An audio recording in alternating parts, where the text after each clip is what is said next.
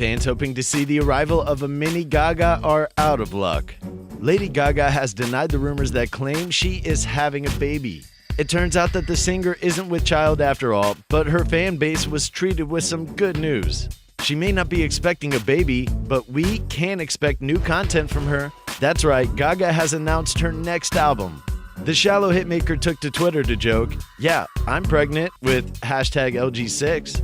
This isn't the first time the star has had to speak out against false rumors about her. She previously addressed the claims that she had struck up a romance with Bradley Cooper on the set of their movie A Star is Born.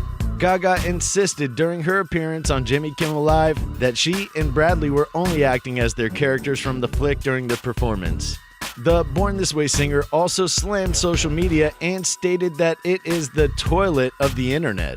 Well, there may be no baby for Gaga, but the announcement of her upcoming album is almost as exciting.